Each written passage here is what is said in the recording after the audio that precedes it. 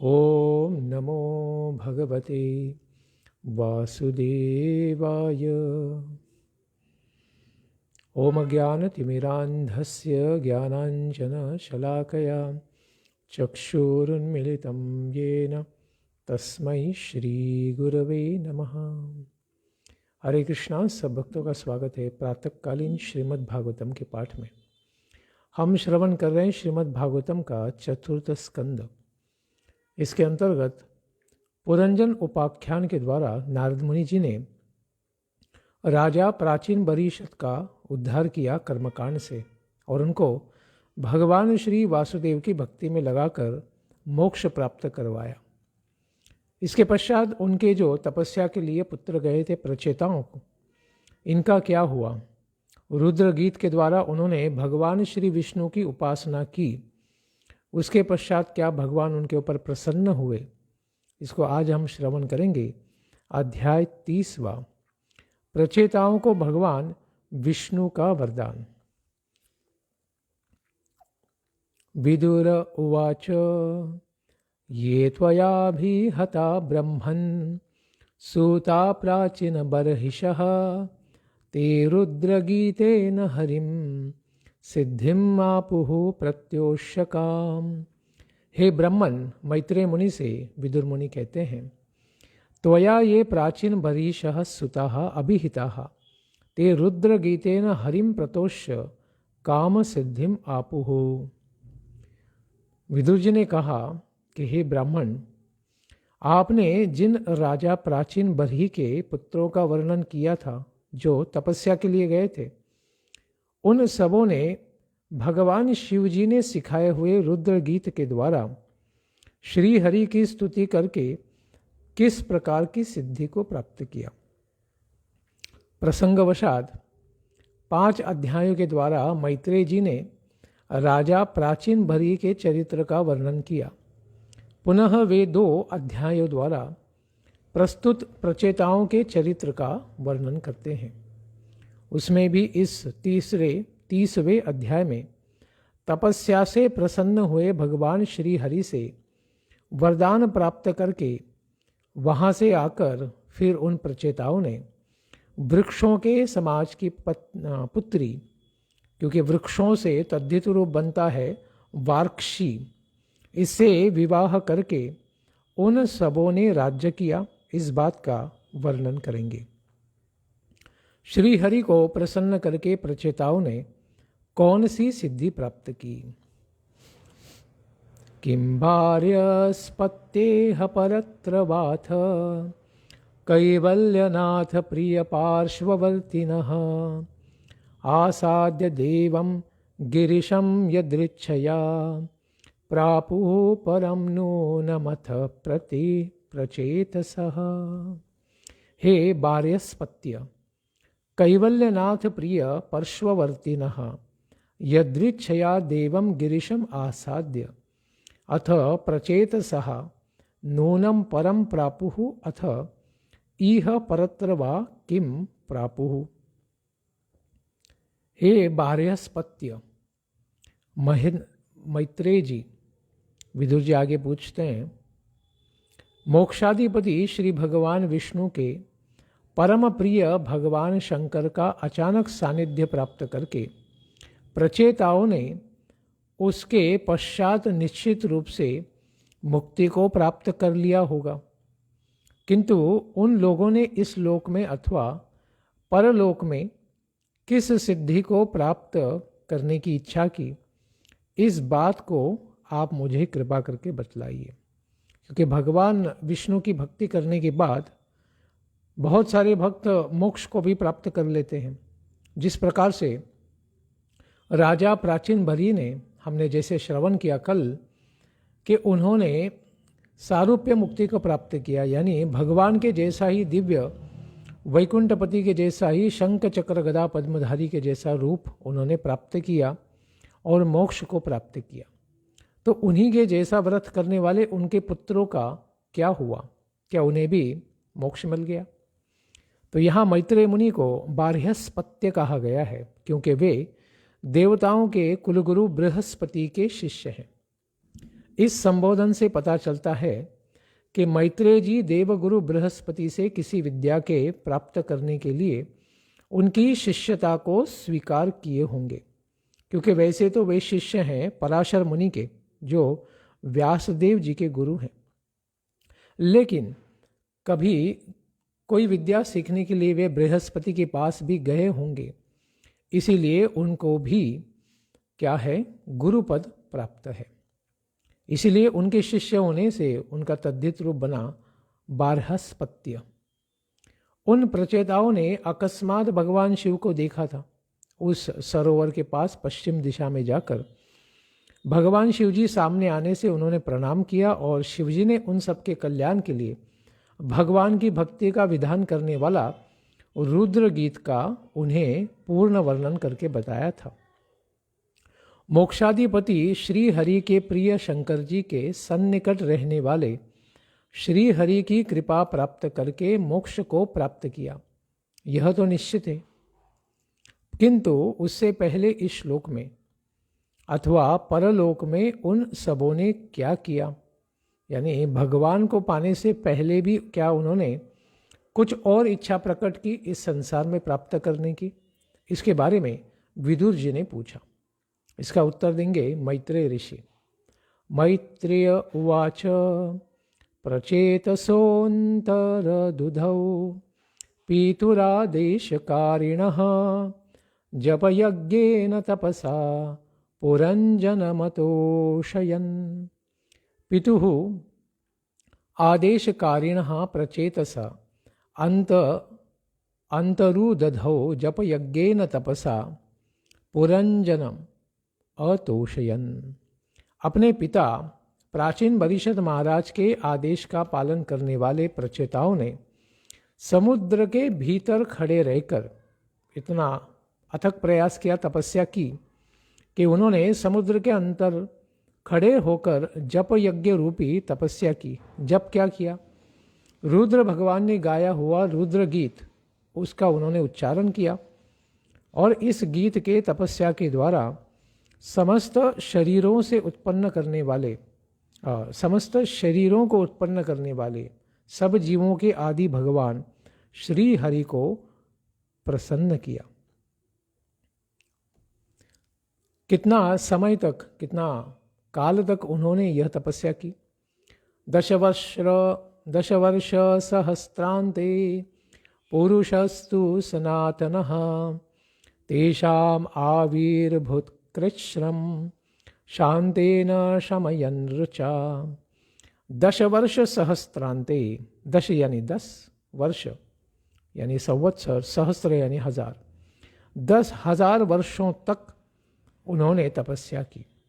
तु सनातन पुरुषः तेषां कृच्छ्रम शांतेन रुचा शमयन आविर्भूत। इस प्रकार से उन्होंने 10,000 साल के लिए तपस्या की और इतना वर्ष, इतना समय बीत जाने के पश्चात भगवान जो सनातन है यानी सदा अस्तित्व में होते हैं, वे पुरुष, परम पुरुष भगवान नारायण अपनी मनोहर कांति के साथ सारे तपस्याओं का क्लेश को शांत करने वाले हैं। कितनी भी तपस्या की हो या कष्ट किसी ने पाया हो, लेकिन भगवान का दर्शन करने से व्यक्ति शांत हो जाता है। कृच्छ्रम यानी परिपूर्ण रूप में शांत हो जाता है। रुचा शमयन आविर्भूत। इस प्रकार से उन सब प्रचेताओं के तप की अग्नि को, कष्टों को शांत करते हुए उन सबों के सामने प्रकट हो गए। ऐसे शुद्ध सत्वमयी भगवान प्रकट होने से व्यक्ति का रजो और तमोगुण सर्वथा नष्ट हो जाता है। कैसे थे सुंदर भगवान, इनका वर्णन करते हैं मैत्रेय ऋषि। सुपर्ण स्कंदमारूढ़ो मेरुशृंगम इवाम्बुदः पीतवासा मणिग्रीवः कुर्वन् वीतिमिरादिशः। सुपर्ण स्कंदम आरूढ़, भगवान गरुड़ जी के कंधों के ऊपर विराजमान थे, आरूढ़ थे।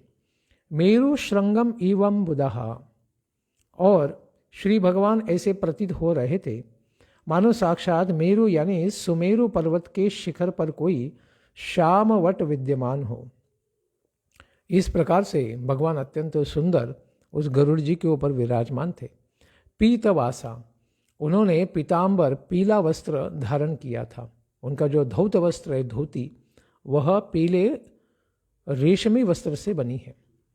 मणिग्रीवः, और उनके गले में अत्यंत सुंदर ऐसा कौस्तुभ मणि सुशोभित हो रहा था। दिशः वीतिमेरा कुर्वन्, और वह कौस्तुभ मणि कैसा था और भगवान की भी सुंदर कांति कैसी थी, तो सारे दिशाओं का अंधकार नष्ट करने वाली, क्योंकि वे सारे लोग समुद्र के अंदर खड़े होकर तपस्या कर रहे थे, तो बहुत ज़्यादा प्रकाश नहीं होगा वहाँ पर। लेकिन जब भगवान प्रकट हो गए तो उन्होंने बहुत ही सुंदर तेजस्वी प्रकाश वहाँ पर प्रकट किया, जिसके द्वारा भगवान का भी सुंदर दर्शन हो रहा है, गरुड़ जी का भी सुंदर दर्शन हो रहा है, और प्रचेता भी एक दूसरे को बहुत अच्छे तरीके से देख पा रहे थे। आगे और बताते हैं भगवान का सुंदर मुख कमल का दर्शन कैसा था। काशिष्णुना कनकवर्ण विभूषणेन प्राजत कपोलवदनो विलसत् किरीटः अष्टायुधैरनुचरैर्मुनिभिः सुरेन्द्रैर्रासेवितो गरुड किन्नर गीतकीर्तिः पीनायताष्टभुजमण्डलमध्यलक्ष्म्या स्पर्धश्रिया परिवृतो वनमालयाद्यः बर्हिष्मतः पुरुष आह सूतान् प्रपन्नान् पर्जन्यन् आदरुतया सघृणावलोकः।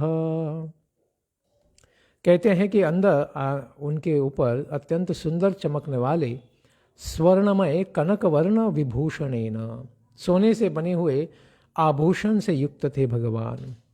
भ्राजत कपोल वदनः, और श्री भगवान के कमनीय कपोल यानी गाल इस प्रकार से बड़े सुंदर लग रहे थे, और उनका मनोहर मुखमंडल अत्यंत सुशोभित हो रहा था।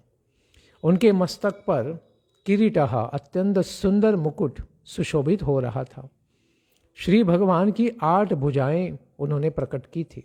वैसे भगवान तो चतुर्भुज करके सबने सुना है, लेकिन यहाँ पर विशेष रूप से भगवान ने 8 भुजाओं के साथ दर्शन दिया है।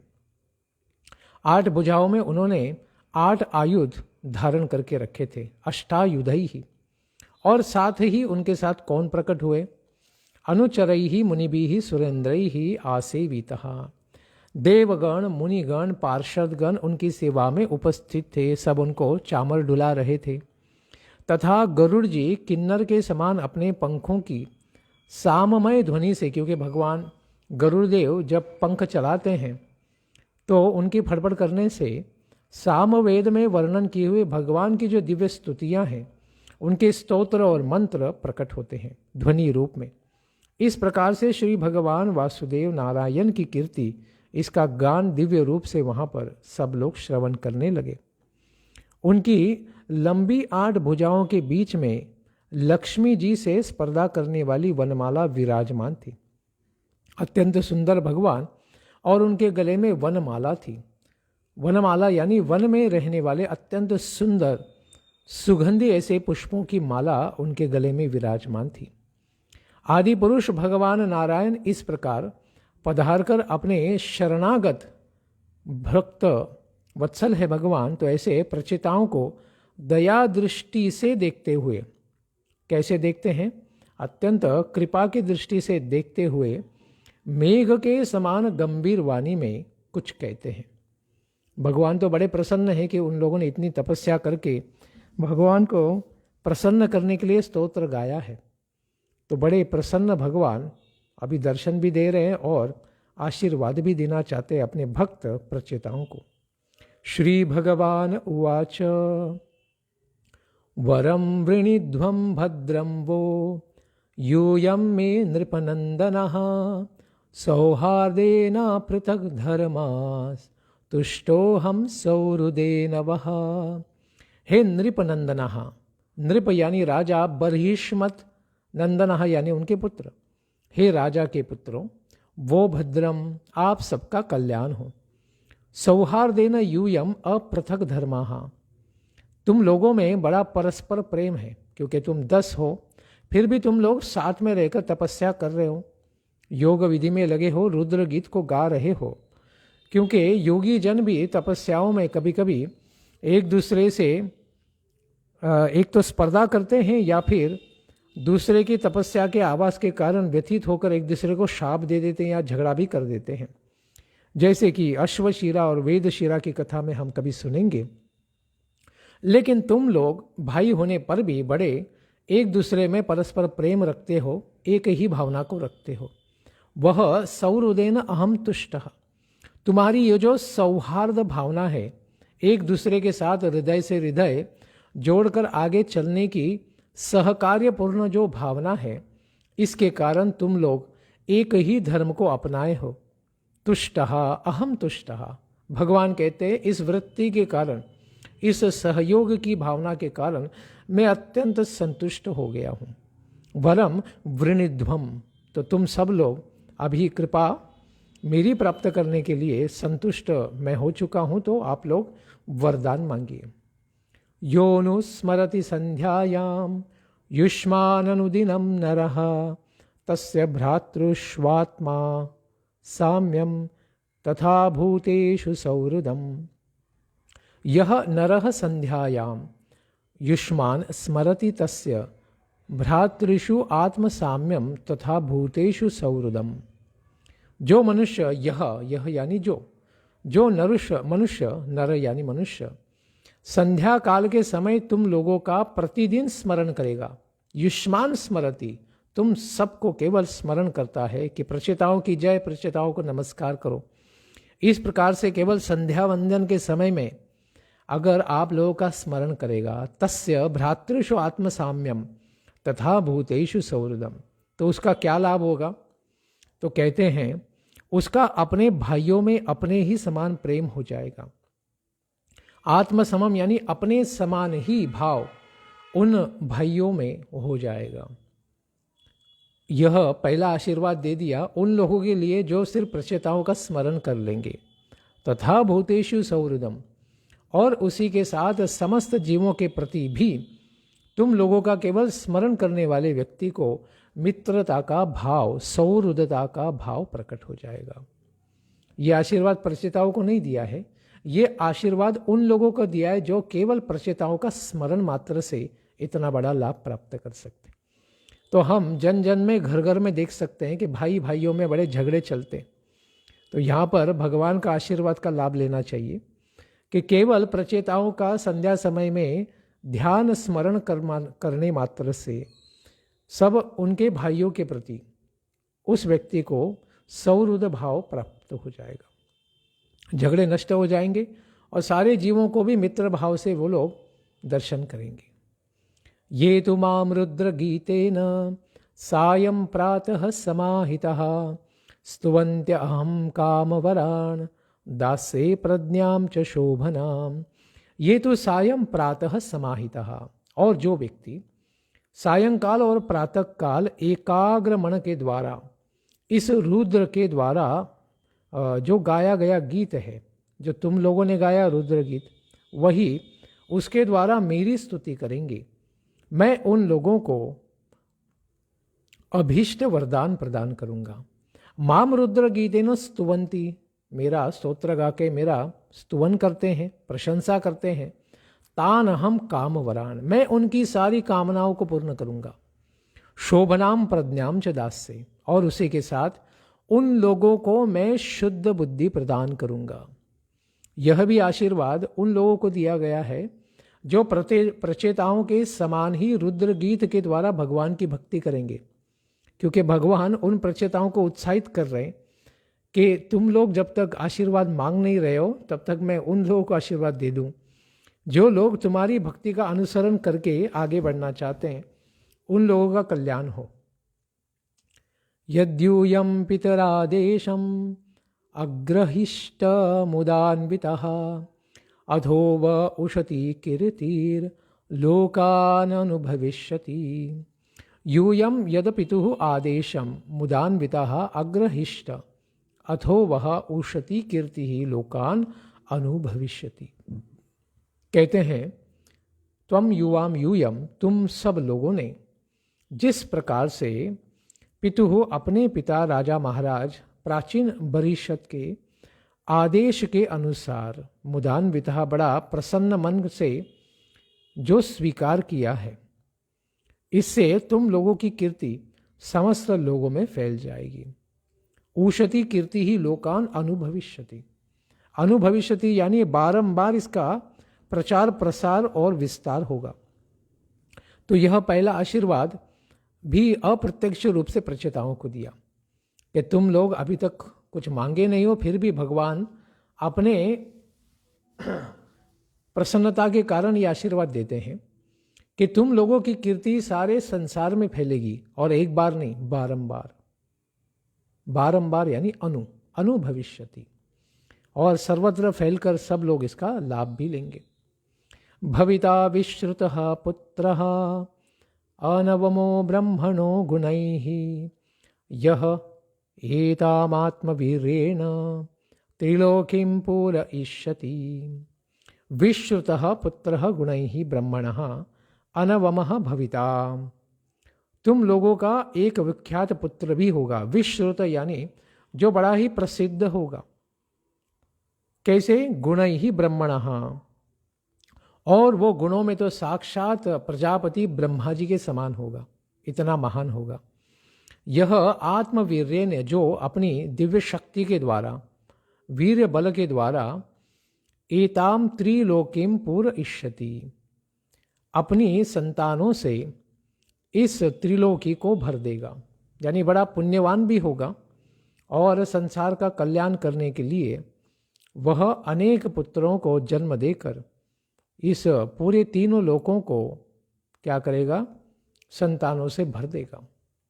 कंडोहो प्रमोलचया लब्धा कन्या कामल लोचनः, कन्या कमल लोचना ताम चापविद्धाम जग्रीहुर भूरुहा नृपनंदनः। हे नृपनंदनः, हे राजा के पुत्रों, कंडो हो प्रमोलचया, कंडु मुनि के वीर्य से जो जन्म लेती है, ऐसी प्रमलोचना नाम की जो अप्सरा ने एक वीर्य से एक अप्सरा प्रमोलोचना, जो कमल लोचना है, बड़ी सुंदर कमल के जैसे नेत्रों वाली बड़ी सुंदर कन्या, इस अप्सरा से एक कमल नयनी दूसरी कन्या को जन्म दिया है। उस परित्यक्त कन्या को वृक्षों ने संभाल लिया था। अवविद्धाम यानी जिसका पालन प्रत्यक्ष रूप से कंडु मुनि ने या प्रमलोचना ने नहीं किया था, उसका भार जो है, संभालने का भार माता पिता का, वो वृक्षों ने किया। वृक्षों ने उनका पालन किया। तो बड़ी ऐतिहासिक घटना है कि जहाँ पर वृक्षों ने भी किसी बालक का पालन किया, वो भी एक छोटी बालिका का, और उसके द्वारा उसे बड़ा भी बनाया, और पता नहीं किस प्रकार से किया होगा, लेकिन जहाँ पर वर्णन किया गया है, बड़ी सुंदरता से उसका पालन पोषण वृक्षों के द्वारा किया गया। तो ऐसा भी हो सकता है कि वृक्ष जो महान महान ऋषि हैं, जिनको वृक्ष बनने का एक तो आशीर्वाद या शाप हो, और वे लोग फिर अपने योग बल के द्वारा इस प्रकार से किसी बालक का भी पालन पोषण कर सकते हैं। क्योंकि प्रमलोचना कंडु मुनि को भी छोड़कर फिर अपने गर्भ को उस वृक्षों के ऊपर छोड़ा था, इसीलिए वह स्वर्ग चली गई थी। तो फिर बालक को कौन संभालेगा? तो वृक्षों ने ही संभाल लिया था। क्षुत क्षामाया मुखे राजा सो महापीयूष वर्षिणीम देशिणीम रोदमानाया निददे स दयान्वितः। क्षुत क्षामायाः रोदमानायाः मुखे सह दयान्वितः राजा सोमः पीयूष वर्षिणी देशिणीम निदधे। क्षुत यानी भूख, और इस प्रकार से व्याकुल और अत्यंत रोती हुई वह छोटी सी कन्या, उसके मुख में औषधियों के प्रख्यात राजा सोमजी ने दया करके अपनी अमृत वर्षिणी तर्जनी यानी छोटी उंगली को उसके मुख में दिया था, ताकि जिसके द्वारा उसका पालन हो सके।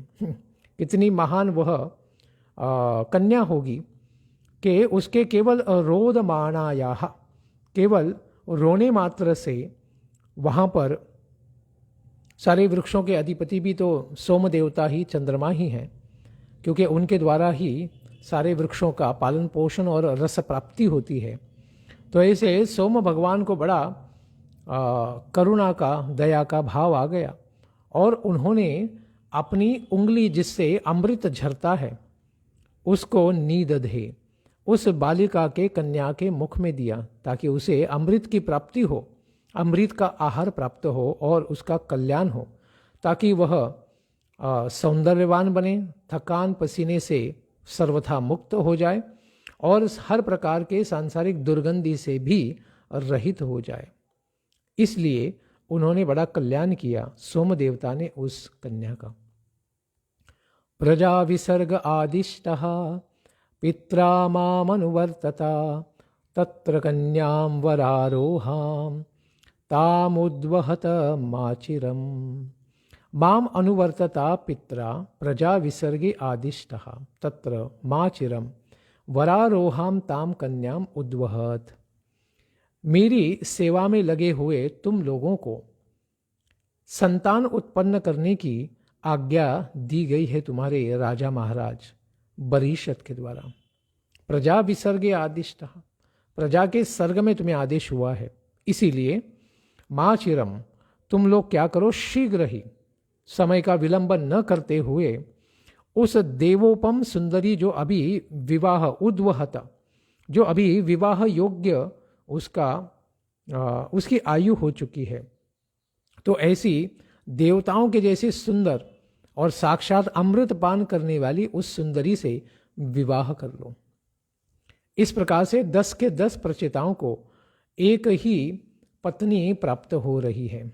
जैसे हम पांडवों के बारे में श्रवण करते हैं कि 5 पांडवों की एक द्रौपदी पत्नी थी, लेकिन उसके भी बहुत पहले, लाखों साल पहले, करोड़ों साल पहले, इस प्रकार से पहले भी प्रचेताओं ने 10 प्रचेताओं ने एक ही पत्नी को प्राप्त किया था। इसका ऐतिहासिक प्रमाण यहाँ पर मिलता है, लेकिन वो भी केवल भगवान के आदेश पर, न किसी सामान्य व्यक्ति के आदेश पर। अपृथक धर्मशीलानां सर्वेषां वह सुमध्यमा अपृथक धर्मशीलेयं भूयात् पत्न्यर्पिताशया। अपृथक धर्मशीलानाम, अपृथक यानी अलग अलग धर्म को पालन न करने वाले, तो तुम लोगों ने एक ही धर्म का पालन किया है, एक ही धर्म में तुम लोग तत्पर हो और सहयोगी हो। वह सर्वेषां अपृथक धर्मशीला इयम सुमध्यमा अर्पिताशया पत्नी भूयात। इसीलिए तुम लोगों के ही स्वभाव के समान यह कन्या है। इसीलिए तुम लोग इस तुम्हारे धर्म के अनुकूल, तुम्हारे स्वभाव के अनुकूल रहने वाली यह जो सुंदरी है, इसको तुम स्वीकार करो। कितनी सुंदर है कहते हैं तो सुमध्यमा, यानी उसकी कमर बड़ी पतली है, मोटे पेट वाली नहीं है जैसे शूर्पणखा थी। तो अत्यंत सुंदर ऐसी सुंदरी तुम्हें पत्नी रूप में मिल रही है, तथा तुम सबों में उसका एक समान ही प्रेम होगा। इस प्रकार से मेरा आशीर्वाद भी है, तुम लोगों का कभी झगड़ा नहीं होगा और कभी भी पत्नी के कारण कोई भी मनमुटाव नहीं होगा। इसका भी मैं तुम्हें आशीर्वाद देता हूं। प्रश्न होता है कि अनेक पुरुषों की एक ही पत्नी कैसे हो सकती है? इस पर भगवान ने स्वयं कहा कि तुम सबों का शील एक समान है, तुम सबका मनोभाव, बुद्धि, वृत्ति एक समान ही है। भले तुम 10 हो फिर भी तुम एक के जैसे ही हो।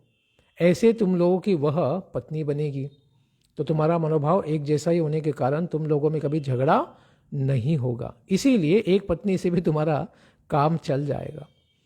तुम लोगों के ही समान शील वाली उसका तुम सबों में एक ही समान अनुराग होगा, झगड़ा नहीं होगा। और मेरी आज्ञा से कारण कभी भी दुष्टा दृष्टा अदृष्टा का विरोध कभी नहीं होगा। एक दूसरे को कभी भी तुम लोग गलत नहीं समझोगे और पत्नी के कारण कभी भी तुम्हारे अंदर झगड़ा कलह तंट नहीं होगा। इस प्रकार से भगवान ने उनको आशीर्वाद दिया। और फिर आगे क्या आशीर्वाद देते हैं? दिव्य वर्ष सहस्त्राणाम सहस्र महतौजसः भौमान भोक्षत भोगान वै दिव्यांश्चानुग्रहान् मम मम अनुग्रहात् वै अहतौजसः दिव्य वर्ष सहस्त्राणाम सहसम दिव्यान भौमान भोगान भोक्षत। मेरी कृपा से मम या मत अनुग्रहात्, मेरे अनुग्रह से कृपा से तुम लोग 10 लाख दिव्य वर्षों तक पूर्ण बलवान युवक सामर्थ्यशाली वीर्यवान बने रहोगे। पार्थिव और दिव्य दोनों प्रकार के मनुष्यों को जो दुर्लभ है और देवताओं को दुर्लभ है, ऐसे दिविदेव भोगान सब भोगों को तुम लोग प्राप्त करोगे। भगवान ने कितना बड़ा आशीर्वाद दिया? 10 लाख वर्षों तक, वो भी दिव्य यानी देवताओं के 10 लाख वर्षों तक तुम लोग भोग प्राप्त करोगे। तो अगर कोई विशेष बहुत अरसे तक अनंत काल के लिए इस संसार में भोग प्राप्त करना चाहता है, तब भी उसे भगवान की भक्ति करनी चाहिए। और ऐसे भोगों को प्राप्त करने की इच्छा से भक्ति करेंगे तो ये सब प्राप्त हो जाएगा। लेकिन वह बहुत उच्च विचार नहीं है, क्योंकि भगवान की निष्काम भक्ति करना, प्रेम के लिए भक्ति करना ही सर्वोत्कृष्ट है। अथ मय्यनपायिन्या भक्त्या पक्वगुणाशयः ओपयास यथ मद्धाम निर्विद्य निर्यादतः। अथ मयि अनपायिन्या भक्त्या पक्व गुणशयाः अतः नीरयाद निर्विद्य मद्धाम उपयास्यथ। अथ इसके पश्चात मुझमें अनपायिन्या अविचल भक्ति के कारण लोक तथा परलोक के नरक तुल्य भोगों से तुम लोग विरक्त हो जाओगे। ऐसा नहीं कि मैंने तुम्हें 10 लाख साल तक भोग करने का आशीर्वाद दे दिया तो तुम सदा के लिए बस इसी में पड़े रहोगे। नहीं, कहते हैं अतः नीरयात निर्विद्य, तुम लोग ऐसे नारकीय भोगों से निरत हो जाओगे, विरक्त हो जाओगे मेरी कृपा से। और फिर इसके पश्चात क्या होगा? मद्धाम उपयास्य था, तुम लोग इस भौतिक संसार को अपने पिता समान ही त्याग दोगे। जैसे बरीशद भी मेरे धाम वापस आ गए वैकुंठ में, तुम लोग भी भौतिक इस धराधाम को छोड़कर परम धाम वैकुंठ को प्राप्त कर जाओगे। तो भगवान ने उनको लौकिक संसार का भी सुख दिया और परलोक का यानी वैकुंठ का भी सुख दिया। गृहेष्वा विशताम चापी पुंसाम कुशल कर्मणाम मदवार्ता यातयामानाम न बंधाय गृहामतः। कुशल कर्मणाम मदवार्तयाम यातयामानम गृहेषु आविशताम चापी पुंसा गृहाः बंधाय न मतः। जो लोग भगवद आराधना के द्वारा इस भौतिक संसार के कर्मों को करते रहते हैं तथा जिनका समय केवल मेरी कथा संबंधी वार्ता में ही बीतता है, सुबह शाम मेरा भजन कीर्तन सुनते हैं, करते हैं और मेरी भागवत कथा को श्रवण करते हैं, उन लोगों के गृहों में, घरों में रहने वाले लोगों के लिए भी गृह बंधन कारक नहीं होता है। पुंसाम, ऐसे लोगों के लिए तो उनकी बात तो छोड़ ही दो, उनके साथ रहने वाले जो लोग हैं वो भी गृह के बंधन में बंधाय न मतः, गृह के बंधन में नहीं फंसेंगे। घर में अगर एक भी व्यक्ति साधु बन जाए, भगवत परायण हो जाए, भगवान श्री हरि का भक्त बन जाए, उनका नाम संकीर्तन करे, तो घर में रहने वाले बाकी सब लोगों को भी अनायास ही लाभ होता है। वे लोग भी गृह में पूर्ण रूप से नहीं बंधन करेंगे, क्योंकि गृह में उन्हें भगवान को अर्पित धूप दीप का दर्शन होगा, भगवान का दर्शन होगा, भगवान का प्रसाद खाने को मिलेगा, तुलसी माता का दर्शन होगा, भागवत गीता का श्रवण उन्हें प्राप्त होगा। और इन सब लाभों के कारण वे लोग भी इस भौतिक संसार के बंधनों में पूरी तरह नहीं जकड़े जाएंगे। धीरे धीरे वो लोग भी भगवान की भक्ति के प्रति आकर्षित हो जाएंगे। इसीलिए प्रहलाद महाराज को भगवान आशीर्वाद भी देते हैं 7वें स्कंद में कि हे प्रहलाद, तुम तो अपने पिता की बात ही छोड़ दो, तुम्हारे 21 पीढ़ियों को मैं मोक्षगामी भक्ति का आशीर्वाद देता हूँ। भगवान ने उनके 21 पीढ़ियों का उद्धार कर दिया। इसीलिए अगर कोई भगवान की भक्ति में लग जाता है तो उसके उद्धार का तो विषय छोड़ ही देना चाहिए। उसकी भक्ति की कृपा से, भगवान की कृपा से उसके 21 पीढ़ियों का उद्धार हो जाता है। यही आशीर्वाद यहाँ पर हमें श्रवण करने को मिलता है। यदि प्रचेतागण कहे कि हम लोग तो घरों में रहने वाले गृह आसक्त गृहमेधी बन जाएंगे, गृह में आसक्ति होने के कारण ही हम लोगों को संसार का बंधन भी हो जाएगा, कहाँ से हम आपकी भक्ति करेंगे और कहाँ संसार से निर्वेद यानी वैराग्य प्राप्त कर पाएंगे। तो इसके उत्तर में श्री भगवान ने कहा कि जो लोग अपने सभी कर्मों को मद अर्पित कर्म करते हैं, समर्पित कर्म करते हैं, तथा जो लोग समय से मेरे संबंधी ही वार्ता को श्रवण करते हैं, मेरे भजन कीर्तन में ही लगे रहते, मेरे प्रसाद को ही प्राप्त करते, उन लोगों के लिए गृह बंधन कारक नहीं होता है। क्योंकि भागवत में आगे उद्धव गीता में भी 11वें स्कंद में भगवान स्वयं ये कहते हैं, और वहाँ पर उद्धव जी भी कहते हैं उत्साह से कि उच्चिष्ट तव दासाम तव मायाम जयेमि, कि हम लोग आपके उच्चिष्टों को प्राप्त करके, आपके दिव्य प्रसाद को प्राप्त करके आपकी ही भौतिक संसार की माया शक्ति को सर्वथा पार कर देंगे। यानी हम माया को क्या करेंगे, जीत लेंगे आपके प्रसाद के द्वारा। इतना बड़ा उत्साह उद्धव जी ने प्रकट किया है। नव्य विध्रीदये यज्ञो ब्रह्मै तद ब्रह्मवादिभिः न मुह्यन्ति न शोचन्ति न रिष्यन्ति यतो गतः।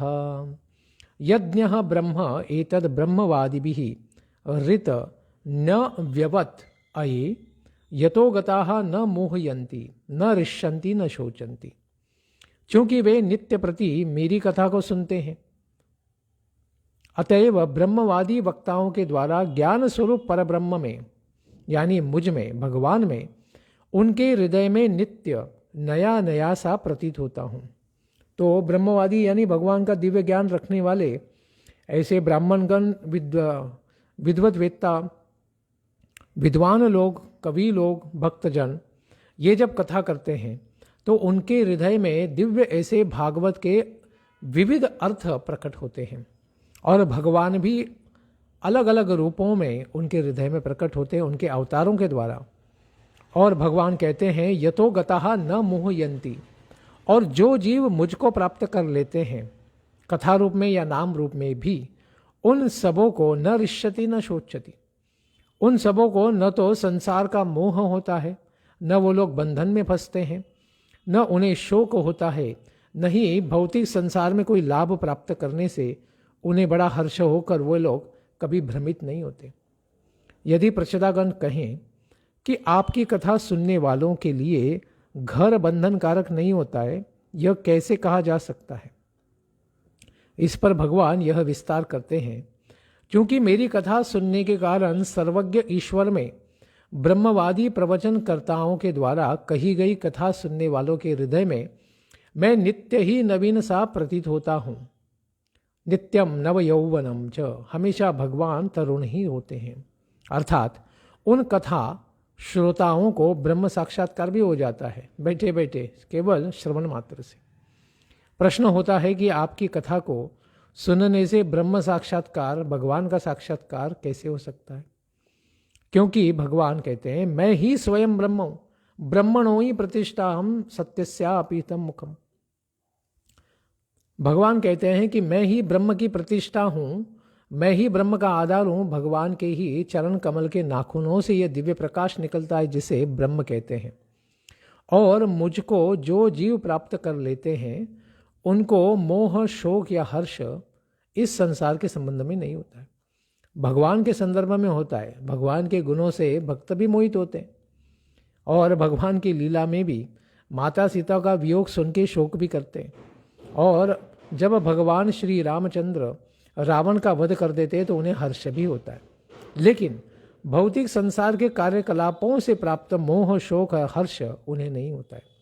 इसीलिए मेरी कथा सुनने के कारण, हृदय में नवीन सा मेरा आविर्भाव होने के कारण, नित्य नवीन दर्शन होने के कारण और इसी के ब्रह्म साक्षात्कार होने के कारण घर में रहने वाले तुम लोग भले ही गृहस्थ हो फिर भी संसार बंधन में नहीं फंसोगे।